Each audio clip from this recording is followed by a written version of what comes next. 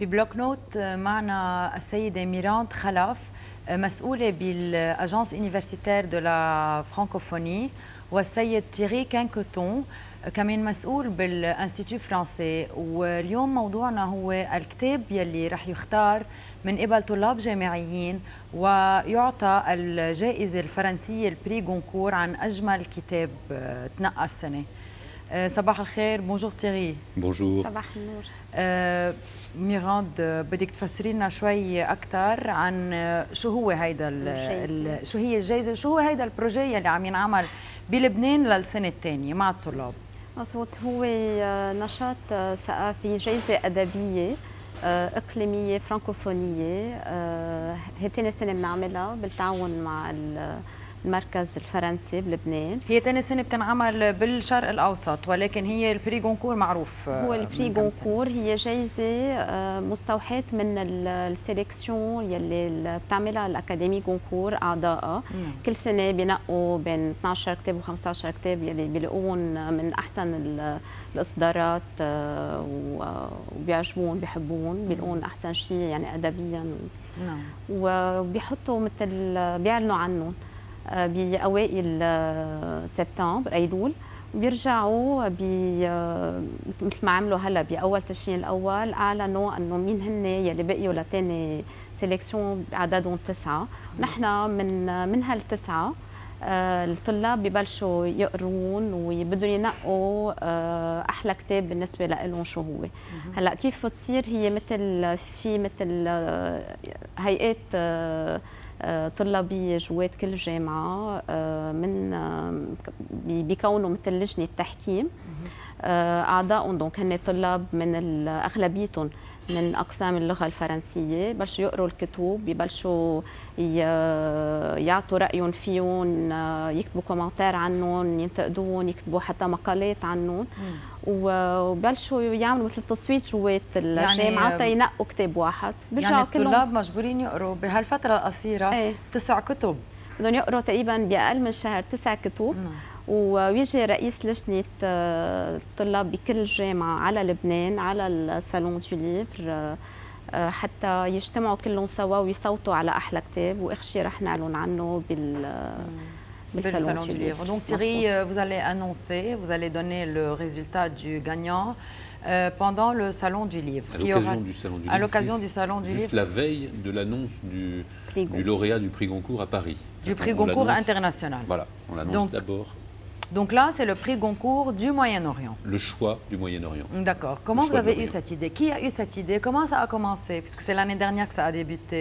Alors cette idée, elle est venue des équipes à la fois de l'Agence universitaire de la francophonie et aussi de l'Institut français, en se disant comment est-ce qu'on peut à la fois contribuer à renouveler un peu le système des prix littéraires et également comment on peut intéresser un public d'étudiants et de professeurs. Donc les jeunes. Et de la jeunesse de tous ces pays que Mirand a cités, hein, l'Égypte, la Palestine, l'Irak. Bon, comment les intéresser à aborder des œuvres littéraires nouvelles, non pas de façon trop scolaire et embêtante, mais comme des livres qu'on aime et qu'on a envie de défendre, dont on a envie de parler, dont on a envie de dire du bien. Et donc c'est leur opinion qui compte finalement, puisque c'est eux qui vont choisir le gagnant. Et donc c'est ça la motivation, je pense. Tout à fait. Et avec un dernier, alors les jurys se réunissent par pays, et puis après il y a donc sur le salon du livre la réunion du dernier jury qui se fait sous la présidence cette année de Sharif Majdalani, qui était mon prof à la fac, oui.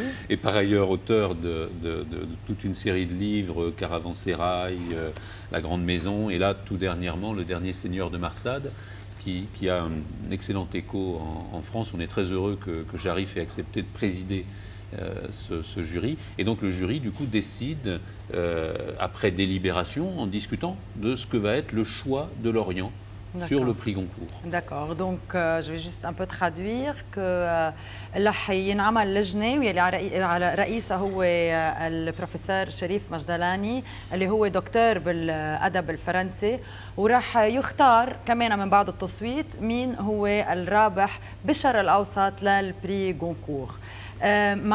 ميراند باردون، كيف تم التعاون بين هالجمعيات كلها مع بعضها، بين الاجانس بين الانستيتيو وبين الجامعات؟ ويا ريت بتقولي لنا كمان مين هن الجامعات يلي مشاركين. اكيد هن جامعات اعضاء بالوكاله الجمعيه الفرنكوفونيه AUF. مبدئيا كلهم بيعلموا باللغه الفرنسيه، والطلاب هن طلاب اغلبيتهم جايين من اقسام اللغه الفرنسيه، عرفت منهم حابين يعني من الفاكولتي دي سيانس هيومان كان او بس فاكولتي دي سيانس هيومان دو لاتر من الديبارتمون دو فرنسي اغلبيتهم، بس في منهم حبوا الاكتيفيتي وحبوا يشاركوا فيها، جايين من الميديسين من الفيلوسوفي من الاركيتكتور.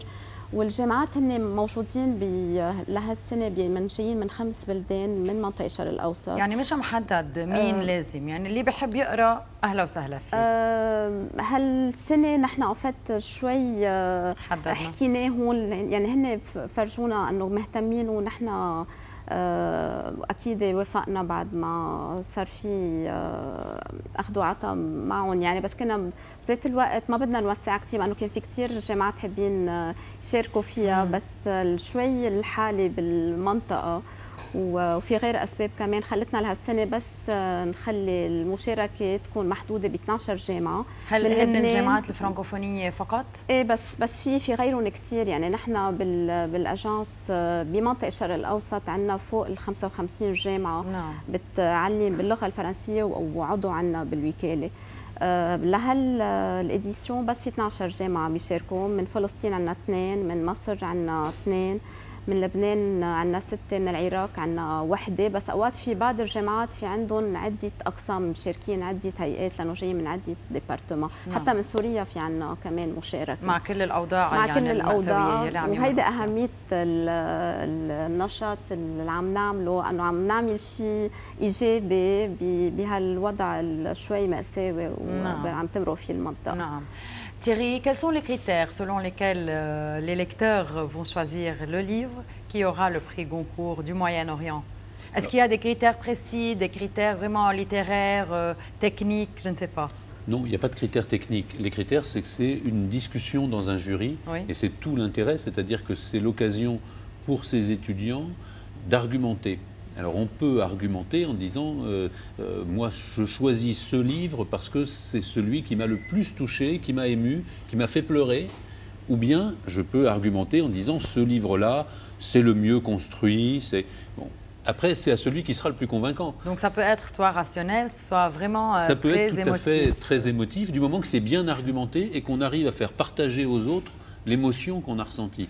Et c'est, je trouve, un des enjeux importants du choix de l'Orient, c'est d'amener les étudiants à argumenter, à défendre leur choix de lecture. Et donc à sentir peut-être l'écriture, n'est-ce pas? Donc je vais expliquer un peu plus en arabe. كل الطلاب يلي رح يشاركوا بالتنقية بالاختيار 300 طالب 300 طالب هن رح يقروا 9 كتب يلي باقيين من ثاني سيليكسيون. مظبوط. ما بعرف اذا عندنا الفلاير فينا نشوفه بالكتب الموجوده. نعم. هيدا الافيش تبع ديك السنه الكتاب يلي ربح رو دي فولار لماتياس إنار. بالمناسبه هيدا الكتاب رح تم ترجمته للغه العربيه. L'écrivain va venir. L'écrivain va venir et c'est lui qui parraine l'événement.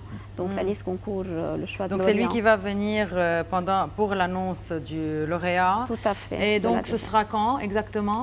Alors ce sera le 3 novembre. À quelle heure? 15h30. À 15h30, merci Mirande. Merci de votre présence, merci pour vous et bonne chance. Je vais lire moi aussi le livre gagnant seulement. Merci beaucoup, à bientôt. Oui, merci à vous. مشاهدينا نحن رح نرجع بعد هالوقفة صغيرة.